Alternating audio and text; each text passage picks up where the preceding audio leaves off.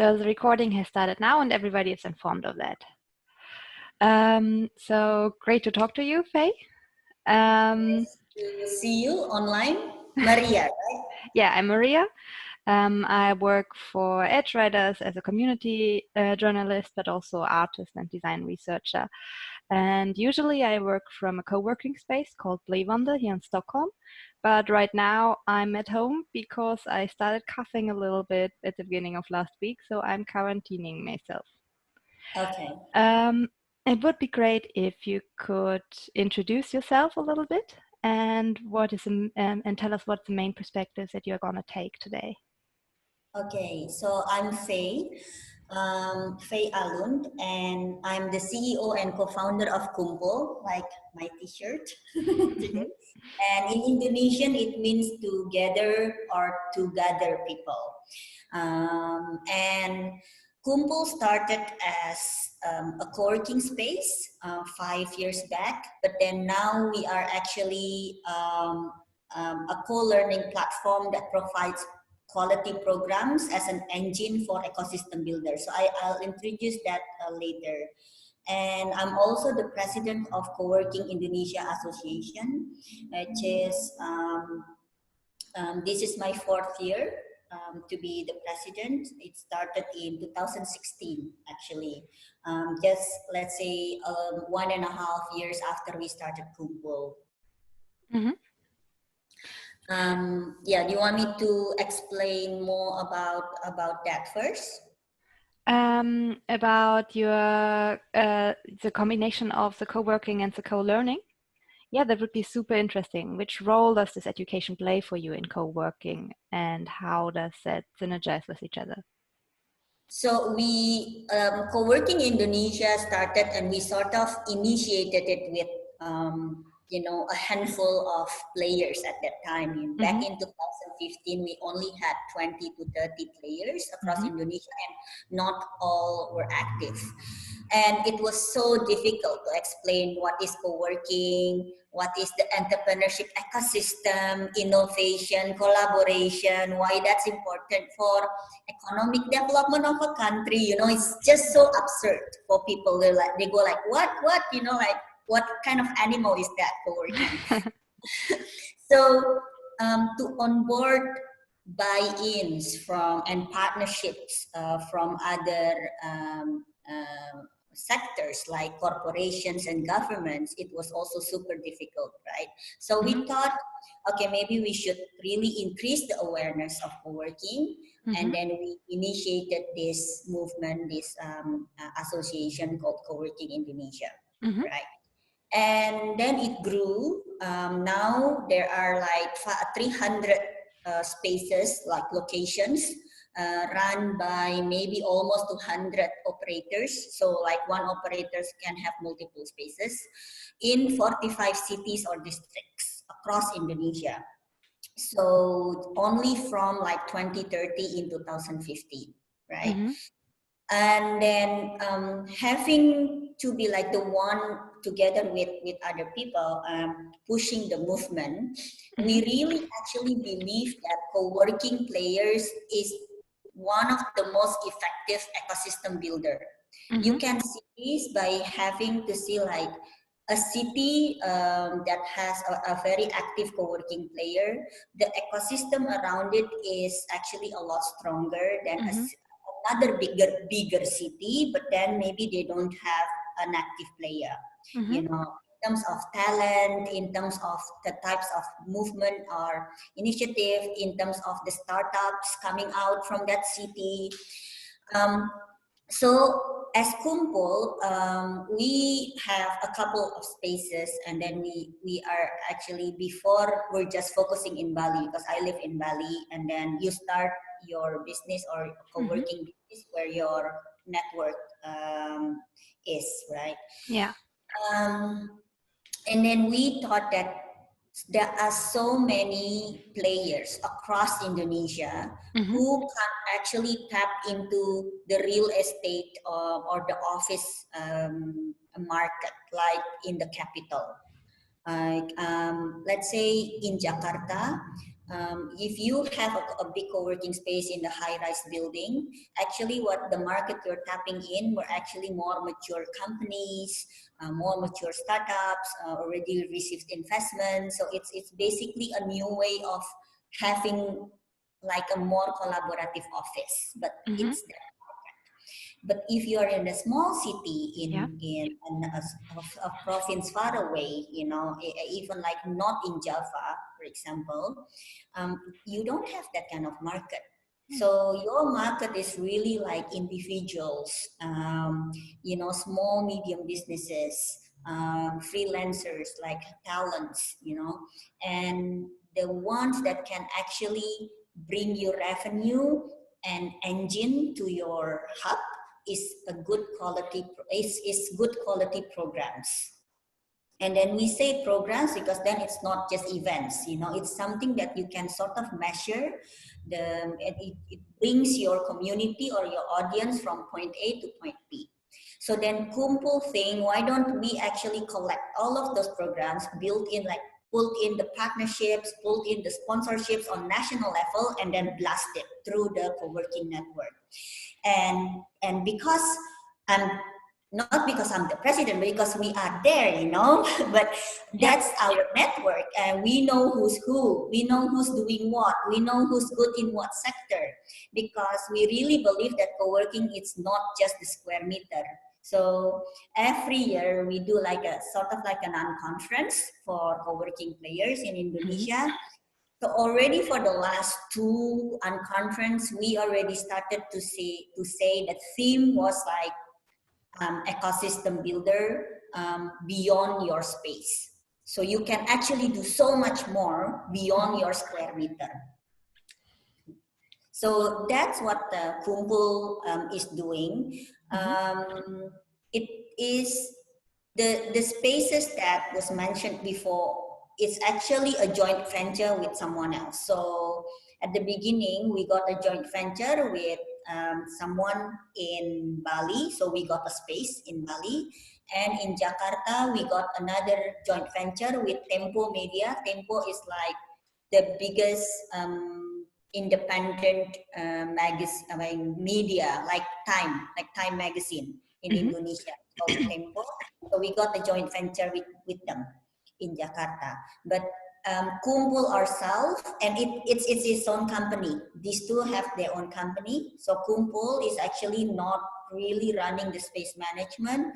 We are more into, we are currently creating like a tech platform that can disperse all these quality programs to the hubs. So currently, Kumpul has 50 partners across Indonesia in 24 cities to be exact. And they are running programs together with us and then reaching out to their co-working audience. Is that confusing? No, but that's super interesting. And I would love to hear more about this tech platform that you're developing. But before we go into that, I would like to ask you to describe just one example program of these educational developing programs that you are rolling out across all your locations. So the program itself is not necessarily new or than the one that we crafted ourselves. Mm-hmm. So we all believe in partnerships and Mm-hmm. collaboration, right?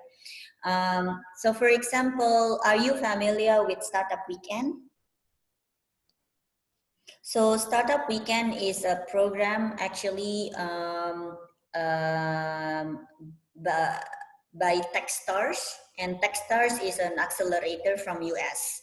Mm-hmm. So their main business is that actually like an accelerator, and they were started by founders from Boulder, Colorado, which is a very small city. Like I hear they don't even have airports. But then they believe that any city, any location can become a good, you know, ecosystem for Mm-hmm. startup if you do ABC, you know, something like that.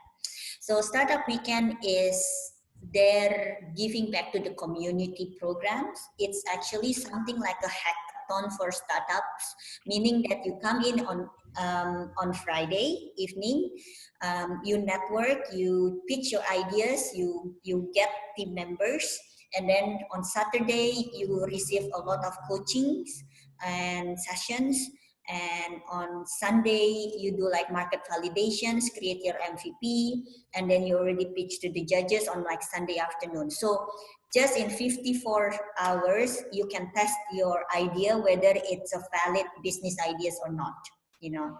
And for us, it's a very good tested curriculum because it's actually run in like 800 cities across the world. But like Brazil, they ran in 2018, they ran to 130 startup weekends. So imagine the funneling the country has, you know, just to onboard people. Hey, do you have ideas? Okay, try to do something useful about it, like try to solve problems in your communities. And then, of course, it might just gone tough, you know, after the weekend. It's okay, because then it's just the experience, and then they will start, they know how to do it like next time, right? So it's called like funneling. And Indonesia, we did only 8 in 2018. And we are like 265 million people, and Brazil only 210 million people, you know. So I'm talking about funneling and get people moving, because when you talk to young people in smaller cities in Indonesia, everybody, they want to become civil servants because of income security and whatever. So then I thought, okay, you know, it's not bad.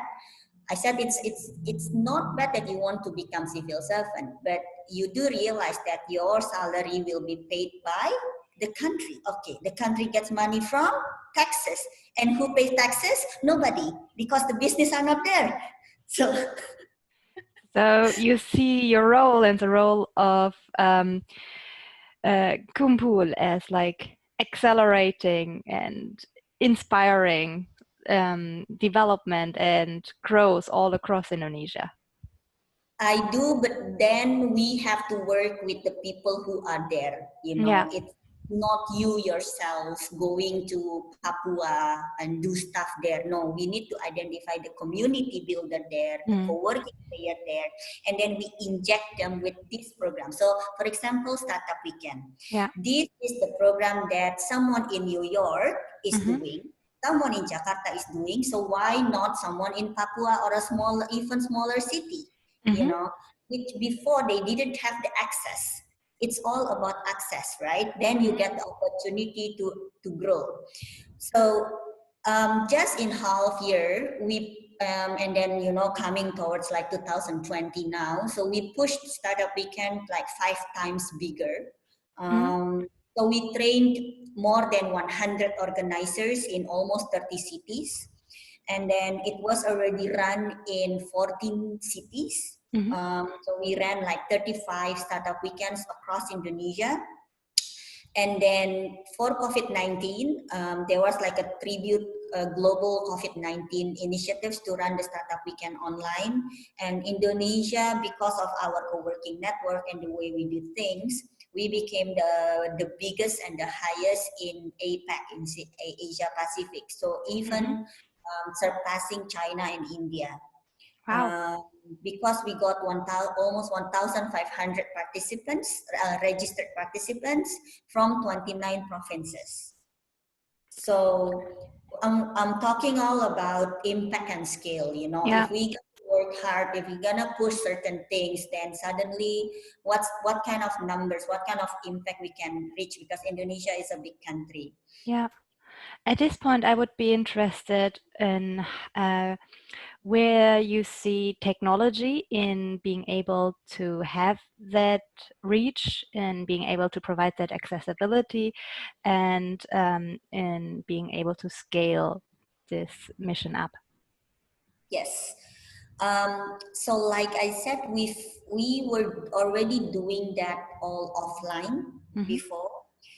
But then we thought, I mentioned something about tech platform, right? Because then we realized that if we do everything offline, we are sort of stuck.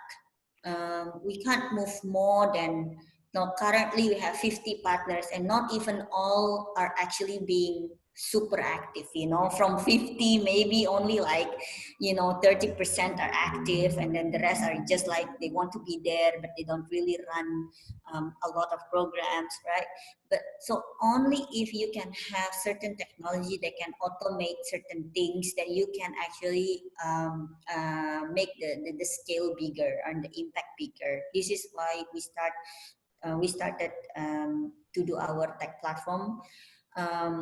When did you We start with it? Last year. Mm-hmm. So it's still under development, and then we are actually we have the beta version. No, maybe the alpha beta version, but we still need to fundraise in order to really activate the development of the platform. And then COVID-19 happened, of course. So then I think we are doing quite okay. Then we just like try to survive Mm-hmm. this year.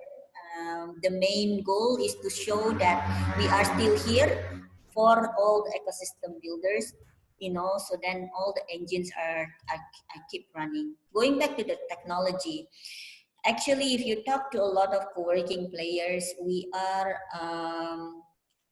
were doing a lot of, most of our things were offline. Mm-hmm.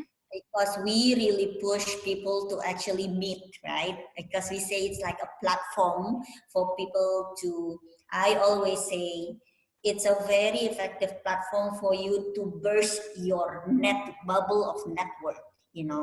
People are saying that the world is small. The world is not small. You're just stuck in your bubble. Mm-hmm. So then you just meet the same people again and again and again. So you need to burst that bubble to enter other people's bubble and other people's bubbles.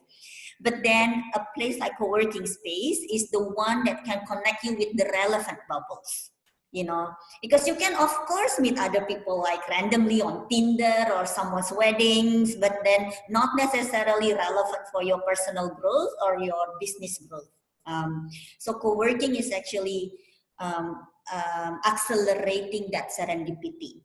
Mm-hmm. So that's how we explain co-working before. Mm-hmm. But then to be able to do that, most of our programs are actually requiring people to meet offline. Mm-hmm. Before COVID-19 happened. So COVID-19 is actually a blessing in disguise Mm-hmm. for us to really push forward the value of community activations and community engagement, and like the values to you actually give to your audience in terms of increasing of that professional skills and the network through digital platform, because then suddenly now you have to do everything online. Can you tell us a little bit about what that tech platform that you are developing, um, what you want it to be able to do when it is finished, and maybe if and how that changed now after COVID, what you are planning on achieving with it? So for now, it's basically like a marketplace for programs that Mm-hmm. ecosystem builders can tap into. So if you feel you're like ecosystem builders, and we start with co-working network, so not it's not limited to co-working spaces. And then you feel like you need more content and then quality programs, you can be on the platform. So what we will take the information is not just your locations and your physical facilities, but most importantly the sectors you're very strong at. Let's say, am I like my audience or my community, is it mostly creative, or content media, or maybe digital startups or tech, high tech people, and then also my team. Am I the type of ecosystem builder or co-working player who are just the founders who are running it? So maybe you have 2 or 3 people, but then all highly capable, a lot of network, very good in doing certain concept. You can actually be the facilitator of certain workshop yourself, Mm-hmm. but you don't have a lot of stuff. So when it comes to heavy, logistic heavy programs, maybe you can't do it. But then there are also other spaces where the other way around. The founders are not too present because they're already growing so much. They have a lot of staff. They can run things logistically. So then you'll be on that platform, and then it should actually match you with the programs that's good for you. You can also do it yourself, and then in each program should be like the program details about how it's run, what kind of like preparations or requirements you need to have, and what kind of support you can tap into in terms of community, meaning that you can be like, if you want to run a startup weekend, for example, you will follow the training of trainers, training of facilitators, and then after that you can be connected with other organizers around Indonesia. So there's sort of like community of the organizers. Mm-hmm. And also what's important is that Kumpul will try to put in some revenue projections there. Mm-hmm. So certain programs like Startup Weekends, it has a ticketing models, right? So whether it's like a revenue share that we help to promote, and then how many percent for us and how many percent for the platform, and how many percent majority, of course, for the one who's doing it, or Kumpul will have normally national or regional sponsors. So then someone is like, the big bank is coming in, the government is coming in, and all that. Can you imagine if you want to sell one startup weekend? Mm-hmm. I say like, Ministry of ICT, I want to run a startup weekend. Okay, how many people? 50, like maybe maximum 100. How many startups you will create? 10. It's not lucrative enough for them. Mm-hmm. But if I say now with our portfolio, we tapped into more than 2,000 people in 15 cities, creating already in the last less than a year 377 startups team, then it becomes interesting for sponsors to come in. So you enable the different co-working places to kind of click together like modules to build a bigger entity, which is taken much more serious, for example, by the government, and can scale and offer much more impactful events and developments. So we also try to like to show that if you want your programs to run effectively, meaning that you onboard the right people, the right audience, you engage the right community, use this co-working network. So this is also our role. So we talk to the people, the telco, the governments and all, and then they are the one allocating that programs to us, and then we are the one like blasting it to the country. Okay. So not just Jakarta. That's super interesting. In addition to like this online platform that you're building, how important is the infrastructure in the different locations for you? Or is it mainly relying on people bringing their laptops and building their own infrastructure? So Indonesia is maybe the biggest archipelago in the world. So logistic and infrastructure is actually one of our main challenges, especially in the eastern part of Indonesia. So far, the way that we communicate is very basic and primitive in the sense, we have WhatsApp group, because in Asia, WhatsApp is actually very big, in WhatsApp group. We Google ourselves, like the technology platform we use a lot Google Drive and Google, like this online collaborations, to doing the slides, doing the drive and all that. Because actually the tech platform is not yet finished, Mm-hmm. right? Before that, we can also actually collaborate with other parties. So for example, there's locket.com. It's the platform that sells tickets actually. But then they also lately, because of COVID-19, they have the streaming facilities for you to stream your programs, but then to Mm-hmm. make sure that people who watched it is actually paying the unique tickets. Before, when you share the Zoom link, and maybe you like give it to other people can view it, so it's very difficult to actually sell the the the program. So they want to do that. I mean, they are already doing that, so we do a lot of partnerships Mm-hmm. with other platforms that are already available. When we did the startup weekend Indonesia online, we actually used 6 different digital platform to run the whole thing.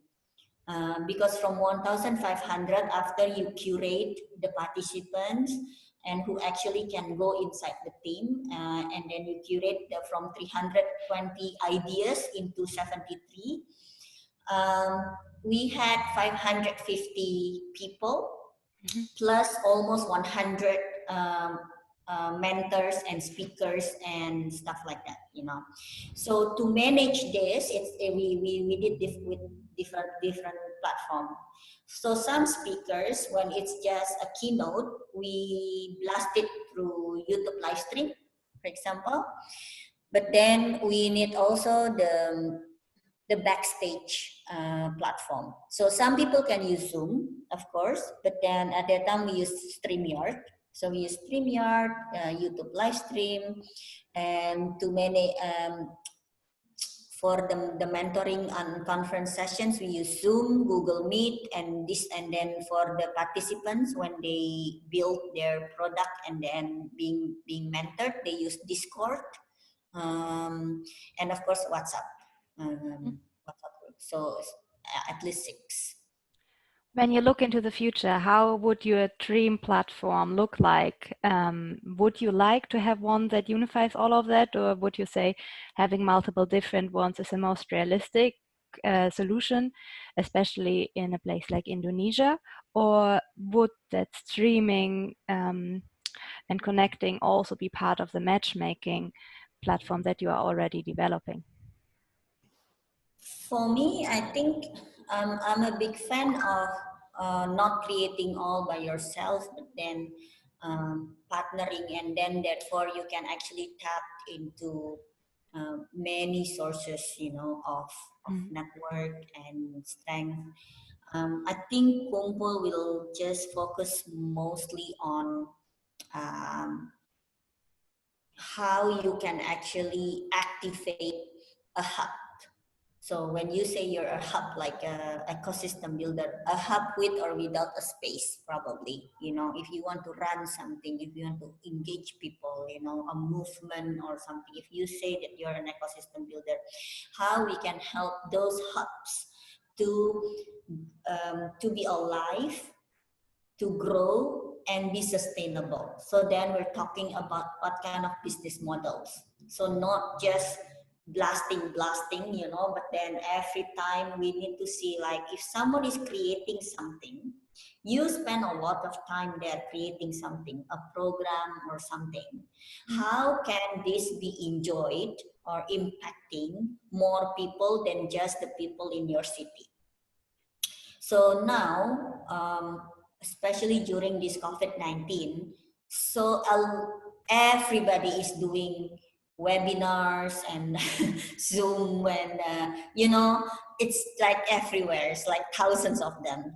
But then there are also some people who don't have strong program team to actually have the quality ones. So what if we can curate, and then we can have like this as a package, and then as a platform you can offer this, like to other hubs, as a channel of marketing Mm-hmm. to look for participants, and then also as a something that is a content also, so you don't have to create your own. It's like white labeling certain programs, so you say that, okay, I can actually give this value to my community. I don't have to really craft the programs myself. I can also be the program owner if I want, but then put it in that platform, and instead of just selling it to 20 people, I can sell it to 200 people. because maybe 50 other hubs is helping me to sell it.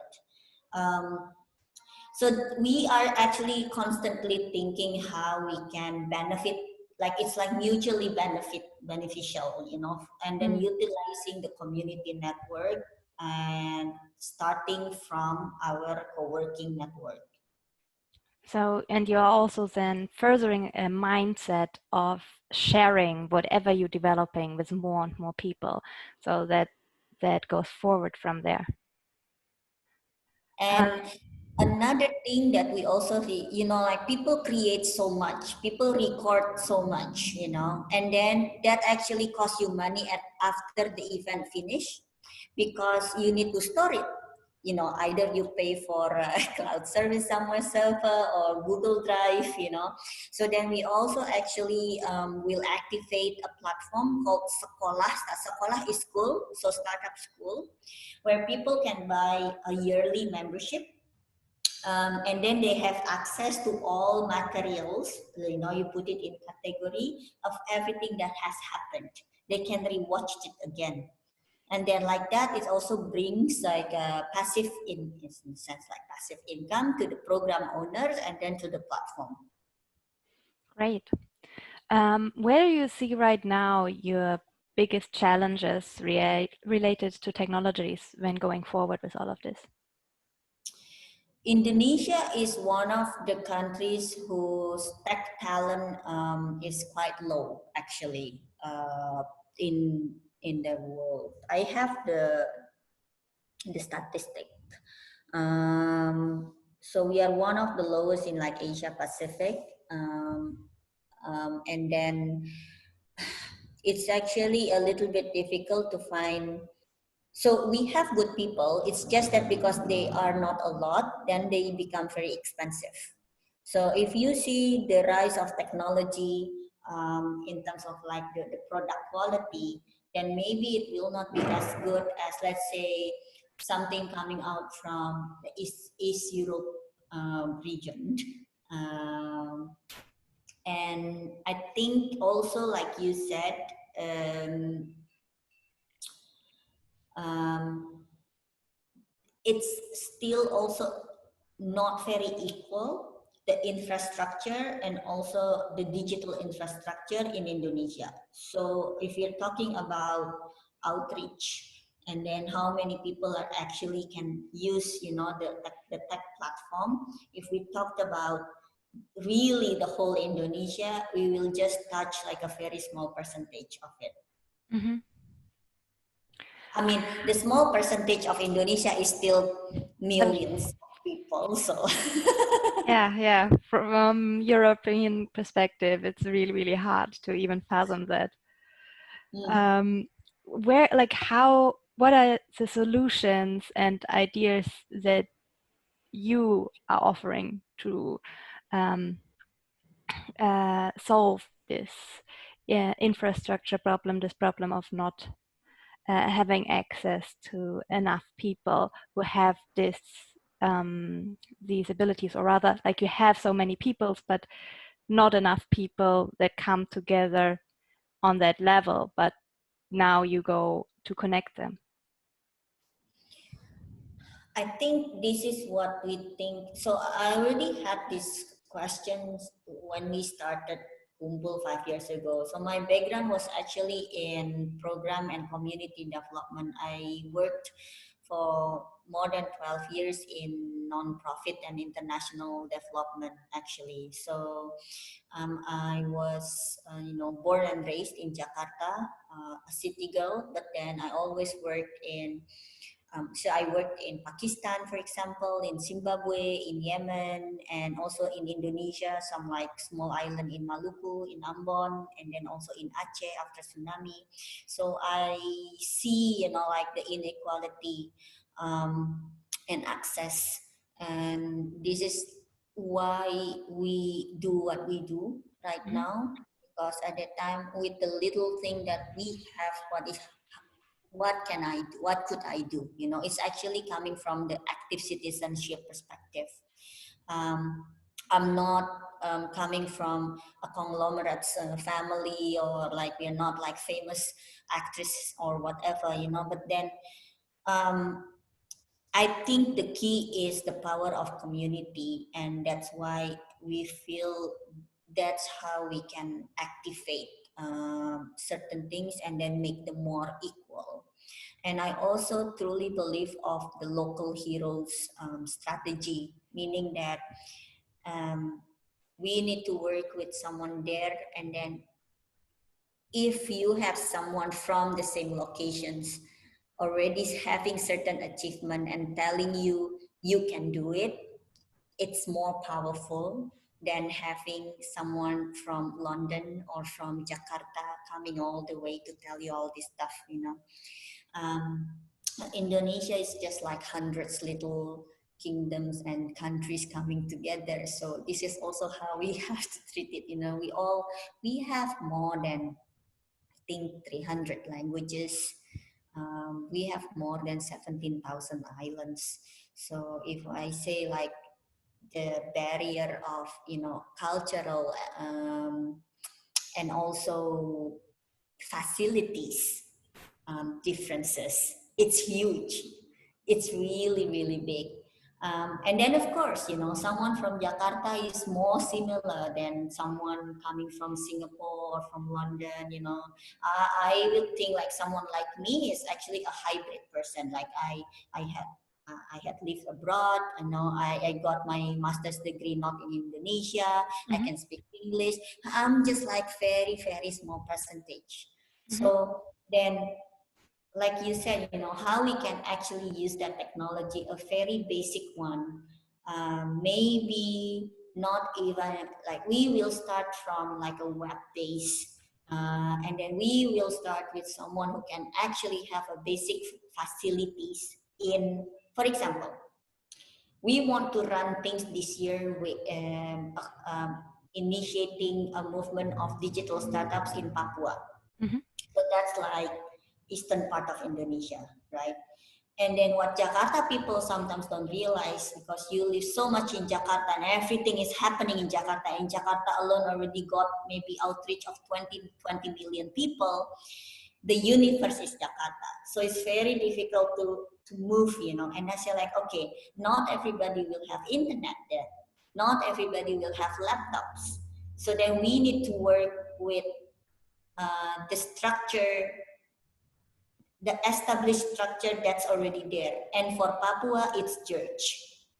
So Mm-hmm. we need to work with the church over there to provide, maybe we need to support certain things to them. Maybe they can onboard people. So for Indonesia is the biggest Muslim population in the world, right? We are the biggest Muslim population in the world. It's not Middle East, it's Indonesia. Because I think more than 85% of our population is Muslim, and we are 265 million people.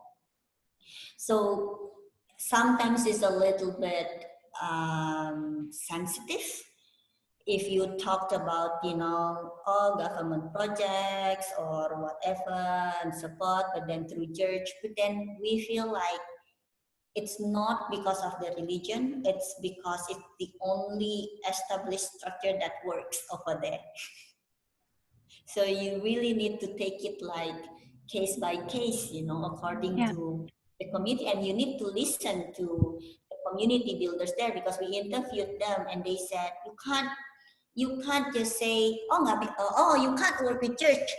Well, to have the buy-in of the community here, because we are very suspicious of people from Java or from Jakarta, because maybe they just come to take stuff from us, because there's a lot of the social problem, right, between us and the eastern part of Indonesia.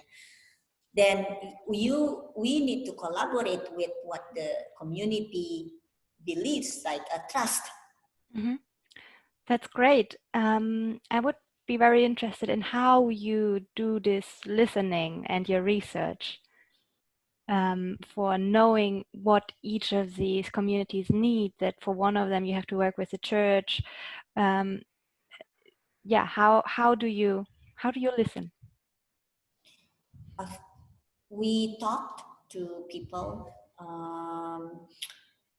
It's actually, you know we got people who know people, and then we always try to see it from like different perspective, and then we cross check again with other people who also have um, maybe talk to the same community there.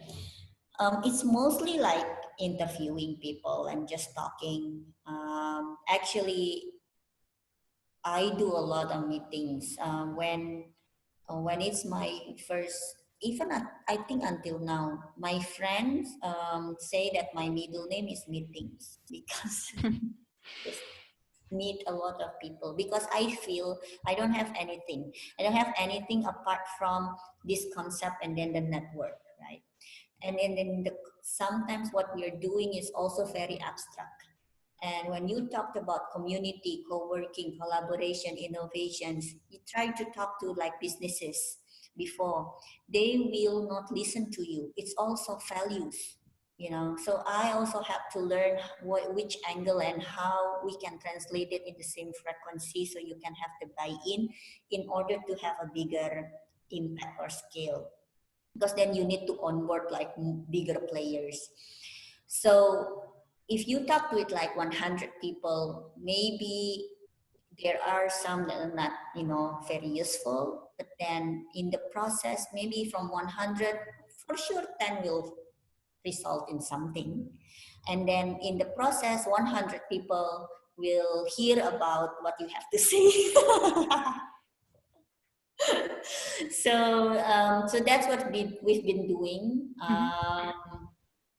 And then now that we are already here, we are actually the national coordinator and strategic partner of many ministries.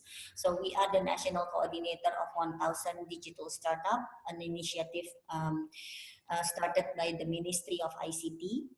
I can actually also present like a very short introduction if you want to see the numbers later. And Sure. we will also run the startup like innovation program for the Ministry of Tourism and Creative Economy this year. Mhm. And then we are also helping the Ministry of Maritime and Investment together with UNDP. They are pushing this, they are supporting ICE Forum. ICE is Archipelagic and Island State Forum. So Indonesia hosted that forum last end of October 2019, where all the ministers coming from, like all the island states like Maldives, Fiji, and they came and have the conference, and they really wanted to have the digital innovation stream. So Kumpul was the one supporting that. So then now ICE Forum is saying we need to actually have a platform like a startup hub, like a marine startup hub, where we can engage all of these other countries to build innovations around the blue economy and the marine economy. Can you imagine? So, for example, just this is just like something like I got very excited when I talked about this. So I feel most it. of those countries, they're still quite offline in the sense of like they don't really what is startup, what is unicorns, what is like all this digital economy. If there's a platform, a marketplace for even like fishing licenses.